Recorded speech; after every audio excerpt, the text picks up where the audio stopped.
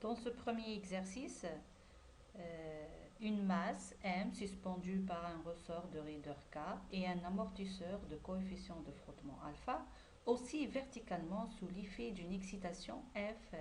F elle est sinusoïdale, F0 cos oméga t. On vous demande de trouver l'énergie cinétique, l'énergie potentielle et la fonction de dissipation T. Ensuite, déduire le Lagrangien puis l'équation du mouvement. La troisième question consiste à trouver à l'aide de la représentation complexe la solution permanente de l'équation du mouvement et on doit préciser son amplitude et sa phase φ. Déterminer la condition de résonance et la pulsation de résonance oméga R. Et enfin, déterminer la bande passante B pour un amortissement faible. Lambda est très petit devant oméga 0. Avant de commencer, on parle un peu des ressorts. Le ressort au repos, il est de longueur L. Quand on lui accroche une masse, soit la masse elle est sur le ressort ou sous le ressort, accrochée au ressort, ou elle est mise comme dans notre cas sur le ressort, elle va le comprimer ou va être comprimé ou étiré d'une distance delta L, bien sûr avant le mouvement. Ensuite, quand la force commence à s'exercer et quand cette masse commence à vibrer, cette masse va être écartée de distance x. Il faut prendre en considération cet allongement delta L dans nos calculs.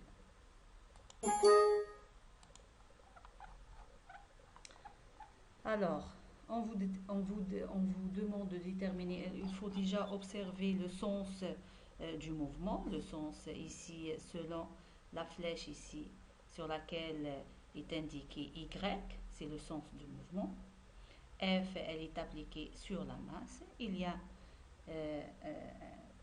un amortisseur de facteur d'amortissement alpha et bien sûr un ressort de constante de raideur K.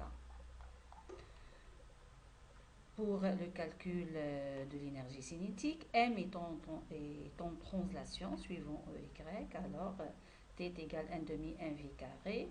Et quand V c'est la première dérivée du déplacement, T devient 1 demi my point au carré. Concernant U, l'énergie potentielle, U, on a une masse et on a un ressort.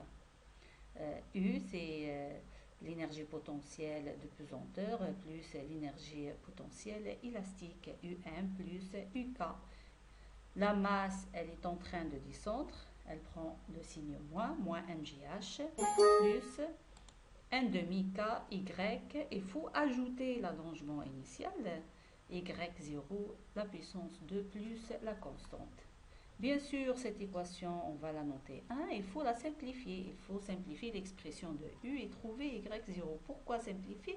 C'est pour trouver l'écriture quadratique de U, pour que nos équations différentielles deviennent linéaires. Et on peut, bien sûr, trouver des solutions facilement.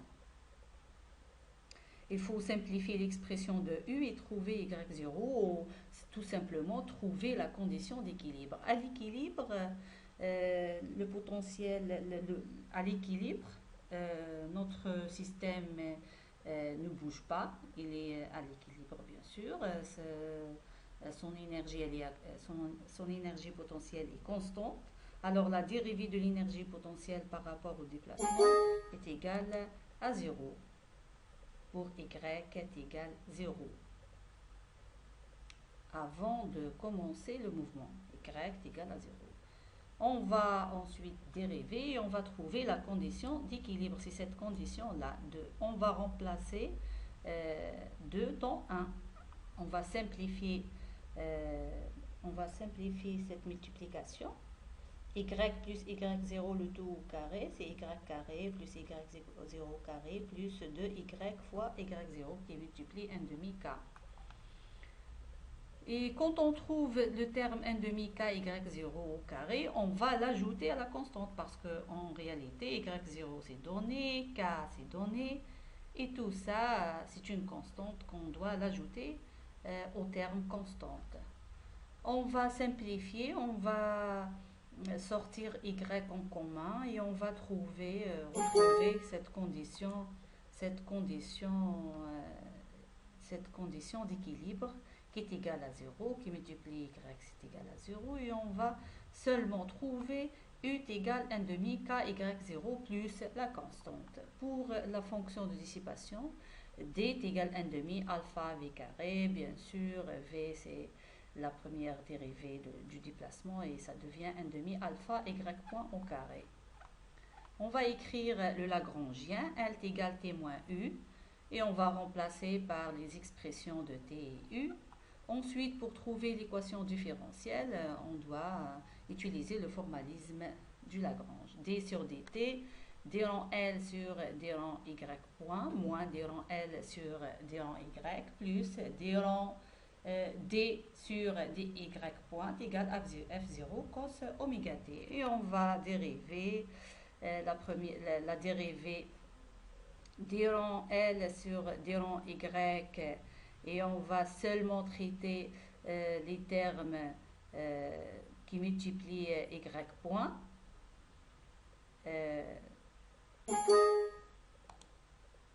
Et ça va donner my point et on va dériver pour la deuxième fois et on va trouver my seconde.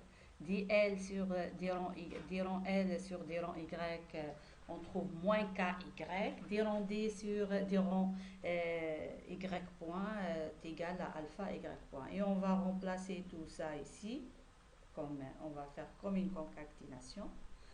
On trouve une équation différentielle y de seconde plus 2 lambda y point plus oméga 0 carré y égale a0 cos oméga t. Bien sûr, c'est pour simplifier, alpha sur lambda est égal à alpha sur 2m. Oméga 0, c'est la racine de k sur m, et on va noter f0 sur m à 0. C'est une équation différentielle d'ordre 2 avec second membre. Elle est notée EASM, qui admet une solution générale y générale égale à YH plus YP. C'est quoi YH? C'est la solution homogène, c'est la solution de l'équation différentielle sans second membre. Elle dépend de la valeur de l'amortissement. Cette solution dépend de la valeur du coefficient d'amortissement. Bien sûr, quand l'amortissement est fort, elle prend cette forme. Quand oméga 0 est égal quand lambda est égal à oméga 0, elle prend cette forme. Bien sûr, ici c'est le mouvement apériodique, ici c'est le mouvement critique, ou encore quand l'amortissement est très faible, y, ou le frottement est très faible, y égale y prend la forme pseudo-périodique. C'est la solution du régime transitoire qui va disparaître avec le temps. Bien sûr, pour n tend vers l'infini, YH généralement tend vers 0. Cette solution va disparaître avec le temps. On ne s'intéresse pas vraiment à Y homogène quand on travaille avec les systèmes forcés, amortis forcés. Il y a la solution particulière ou la solution permanente. Cette solution particulière du régime permanent prend la forme de l'excitation. Si l'excitation est sinusoïdale, alors YP est égal à cos oméga t plus phi, où A c'est l'amplitude et phi c'est le déphasage. Pour résoudre cette équation différentielle, on va utiliser la représentation complexe. On va admettre que cette YP est égal à A cos oméga t plus phi.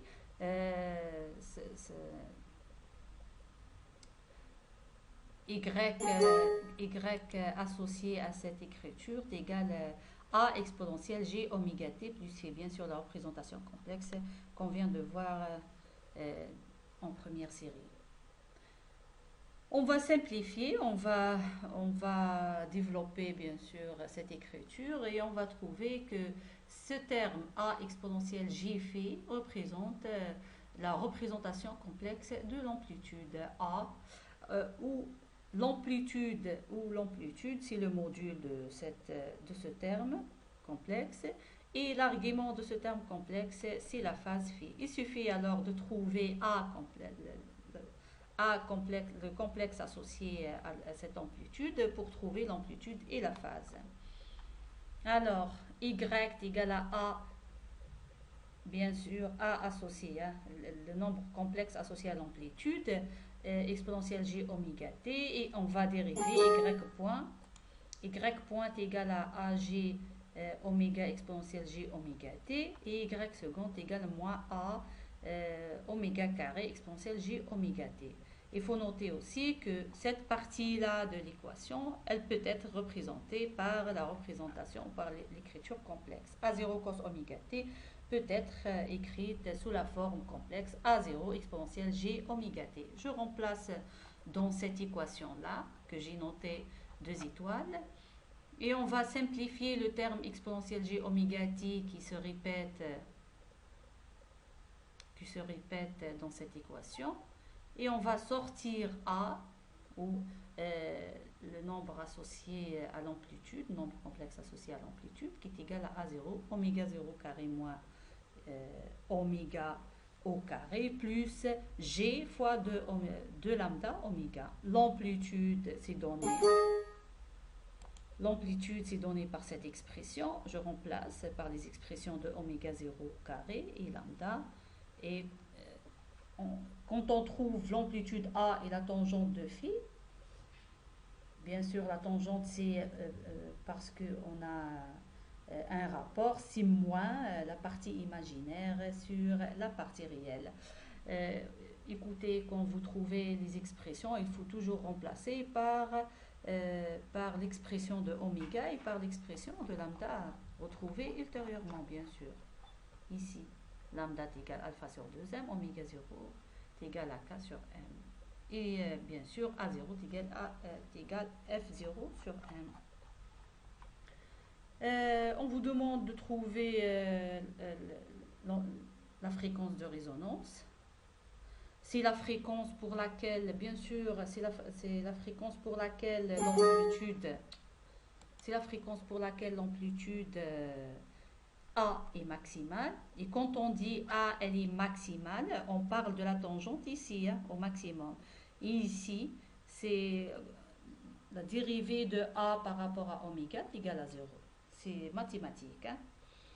On va bien sûr dériver A et pour simplifier, on va supposer que A0 c'est X, Y c'est la partie du dénominateur. On va dériver, on va remplacer, on va simplifier, vous devez refaire le calcul et on va trouver oméga R au carré. Hein. J'ai omis de mettre oméga R au carré ici. C'est égal à la racine oméga 0 au carré moins 2 lambda au carré. Alors pour trouver le B, c'est un travail que vous avez fait au cours, c'est une démonstration que vous avez fait au cours. B, c'est 2 lambda et on remplace par l'expression de lambda, on va trouver B est égal à alpha sur m.